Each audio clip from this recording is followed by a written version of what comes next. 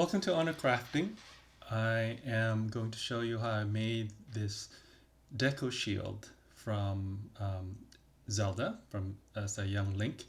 I made the shield for my nephew who wanted to be Link for a cosplay. I'm using some exercise mats here that I got online, and I scaled it up to the size that my nephew is. So he's pretty small. And so the shield is meant for him. I think he was around 10 at the time. So here you can see me cutting out the basic shape of the shield. And I wanted to make it fairly thick. So I had two layers. And I first cut them out, and I was going to glue them in together via the smooth side, because this is a exercise mat, had a smooth side and a rough side. So you can see me here after I did the basic shape, and I used a heat gun to sort of mold the shape of the shield, and then I glued them together with the smooth side together.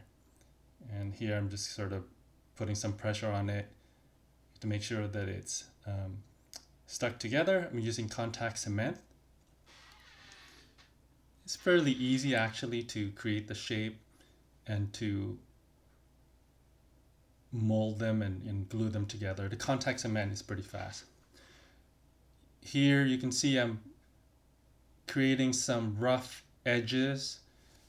So the Deku Shield is meant to be a wooden shield that's kind of roughly carved out of some wood. And so it made it actually much simpler to try to mimic that texture, because the rougher or more uneven I make the cuts, the better, because it's going to mimic something that's been roughly cut out of the wood. So here I'm just using a knife, making some really rough cuts off the edge. And then I'm using a Dremel tool to kind of smooth, not exactly smooth out, but to get rid of the texture on the front of the shield. And I've got a vacuum cleaner here, because it creates a lot of, a lot of debris, a lot of the foam, as you're grinding it down. It's not really good to be breathing that in.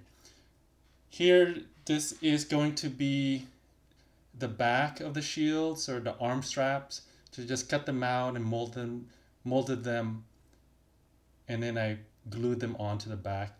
You can see I've done most of the shaping here, and now I'm painting the shield. First I put a sort of a layer undercoat.